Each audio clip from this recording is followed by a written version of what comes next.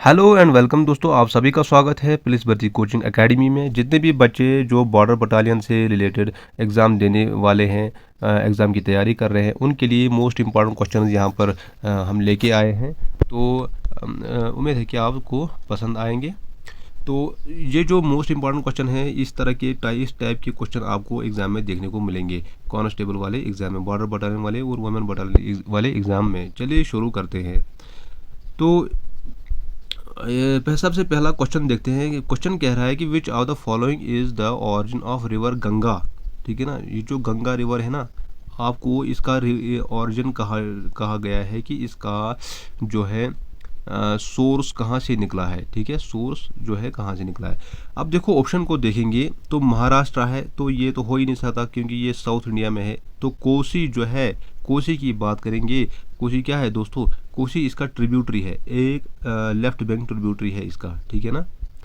तो गोदावरी का देखेंगे तो गोदावरी जो है ये पेनिनसुलर रिवर है, ये हिमालयन रिवर नहीं है, इसलिए ये भी नहीं हो सकता, ये भी नहीं हो सकता, ये भी नहीं हो सकता। गंगोत्री ग्लेशियर इसका आंसर है, गंगोत्री ग्लेशियर। आप गंगोत्री ग्लेशियर लिखो, अलकनंदा लिखो, या फिर जो भी वहाँ पे ऑप्शन में होगा उसको आप टिक मार सकते हैं। तो यहाँ पे अभी बहुत ज़्यादा टाइम नहीं है आपके लिए, आपको पढ़ने के लिए। इस तरह की एमसीक्यूज़ ही आप सॉल्व करते रहिए, तो आपकी जो है तैयारी में अच्छी पकड़ हो जाएगी। तो यहाँ पे बात करते हैं दूसरे क्वेश्चन की। Godavari is also known as, Godavari को क्या कहते हैं। गोदावरी दोस्तों यहाँ पर एक रिवर है जो पेनिनसुलर रिवर है। ठीक है ना, अगर आपने हमारे क्लासेस ज्वाइन किए हैं एप्लीकेशन में, तो आपको ये सब चीज़ें आपको पता होगी। तो गोदावरी जो है ये कौन सा है, पेनिनसुलर रिवर है। ठीक है ना। तो इस इज़ आल्सो नोन है, इसको और भी कुछ कहा जाता है। क्या कहा जाता है, किस नाम से इसको कहा जाता है, गंगा ऑफ साउथ। यही है इसका आंसर जो है, इसका है गंगा ऑफ साउथ, इसी को कहा जाता है गोदावरी को। तो हिमालयन रिवर तो नहीं है क्योंकि ये हिमालय से नहीं बहता है। वेस्टर्न फ्लोइंग रिवर तो नहीं है। ठीक है ना, ये ईस्टर्न फ्लोइंग रिवर है। उसके बाद है ब्यूटीफुल रिवर, ये तो हो ही नहीं सकता, ये कोई ऑप्शन ही नहीं है। तो उसके बाद तीसरे क्वेश्चन की ओर बढ़ते हैं। On which of the following date union territory of J and K came into effect. देखो आर्टिकल 370 जब ख़त्म हुआ ना, फिर यूटी बन गया ना दोस्तों, यूटी बन गया। अब ये जो यूटी बन गया, इसको कौन से डेट से ऑफिशियली, इसको कौन से डेट से इसको लागू किया, यूटी का कौन से डेट को लागू हो गया यहाँ पर जे.एंड.के में। तो आपको क्या कहना है, आपको ऑप्शन दिए गए हैं। ऑप्शन है 19 अगस्त 2019, ये तो आंसर सही नहीं है। 2021 तो उसकी बात है, बाद की बात है, क्योंकि 2019 में ही हुआ था ना। तो जूरिंग कोविड-19 एमरजेंसी, ये भी तो सच नहीं है ना। कोविड एमरजेंसी उसके बाद आई थी, वैसे भी कोविड का आर्टिकल से कोई लेना देना नहीं है। तो इस तरह से आप गेस कर सकते हैं, इन ऑप्शंस को एलिमिनेट कर सकते हैं।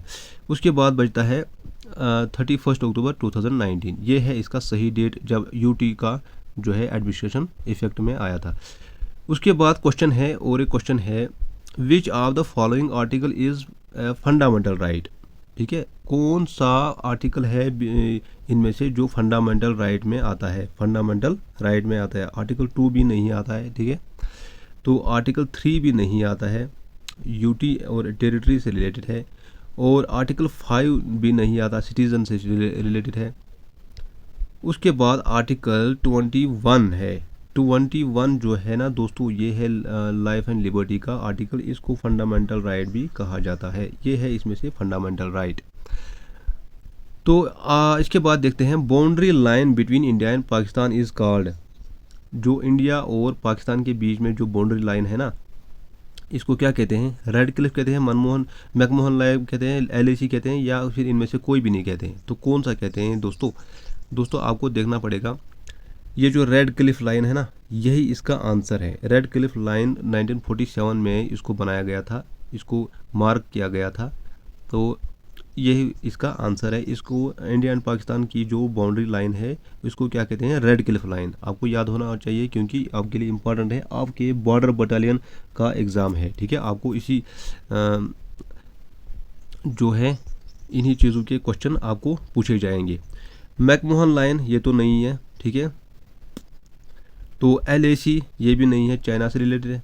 तो नन ऑफ द अबव ये भी नहीं है, क्योंकि ये वाला आंसर है। तो उसके बाद चलते हैं, what is the total height of mount Everest. Mount Everest की कितनी हाइट है टोटल? देखो 1 2 3 4, ये तो हो नहीं सकता। 8,879, ये भी नहीं है। 848, ये है सही आंसर। अब इसको उल्टा करके इधर रख दिया है, देखो यहाँ पर कंफ्यूज करने के लिए 48 को इधर रख दिया है, 88 को इधर रख दिया, ठीक है, लेकिन ये आंसर नहीं है, इसको कंफ्यूज नहीं होना। तो ये वाला जो है ना, ये वाला इसका राइट आंसर, इसकी हाइट जो है ना माउंट एवरेस्ट की, वो यही है, और ये अपडेटेड भी है, ठीक है, ये अपडेटेड भी है। चाइना और नेपाल ने मिलके इसको ऑफिशियली अनाउंस किया है हाल ही में। तो अब उसके बाद देखते हैं, in which state UT Red Fort is located, ठीक है ना। रेड फोर्ट जो है कौन सी स्टेट या यूनियन टेरिटरी में है? आपको पता ही होगा, रेड फोर्ट के लाल किले में होते हैं ना बहुत सारे जो है गवर्नमेंट के फंक्शंस होते हैं। तो महाराष्ट्र में तो हो नहीं सकता, JNK में नहीं हो सकता। इसका मतलब JNK का एग्ज़ाम है, तो इसका मतलब ये नहीं है कि JNK से ही हर एक क्वेश्चन आपको पूछा जाएगा। नॉर्थ ईस्ट से नहीं है, तो दिल्ली में है ना रेड फोर्ट, लाल किला कहाँ है? दिल्ली में, इसको आंसर करना पड़ेगा। तो और एक क्वेश्चन है, बहुत ही अहम क्वेश्चन है, इंपॉर्टेंट क्वेश्चन है, Zainul Abedin is also called. Zainul Abedin जो था ना कश्मीर में, इसको जम्मू कश्मीर में उस टाइम कश्मीर में इसको क्या कहा, किस नाम से इसको कहा गया?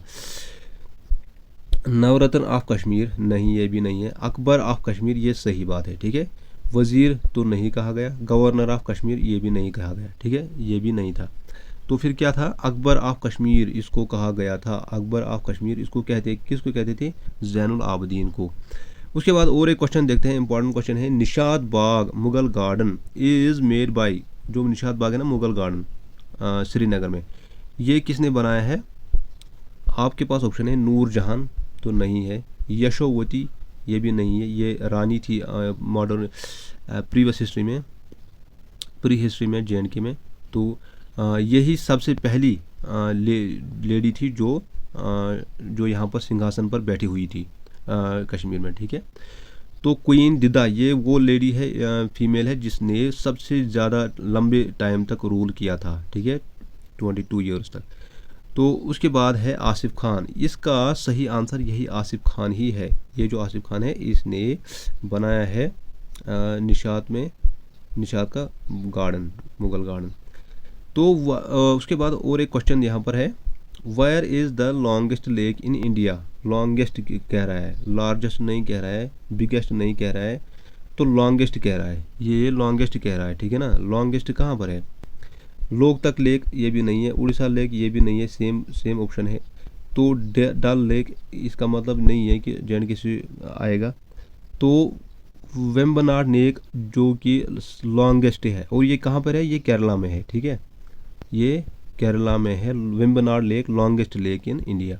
चलिए ठीक है, जो है देखते हैं ये जो क्वेश्चन थे, और भी क्वेश्चन जो इम्पोर्टेंट क्वेश्चन यहाँ पे आने वाले हैं आपको, तो यहाँ पे रिवीजन करते रहिए, इम्पोर्टेंट मिलते रहेंगे। तो सब्सक्राइब करके रखिए ताकि आपको सारे इम्पोर्टेंट क्वेश्चन मिलते रहेंगे, और बेल का नोटिफिकेशन दबाइए, तभी आपको जो है वीडियोस मिलेंगे।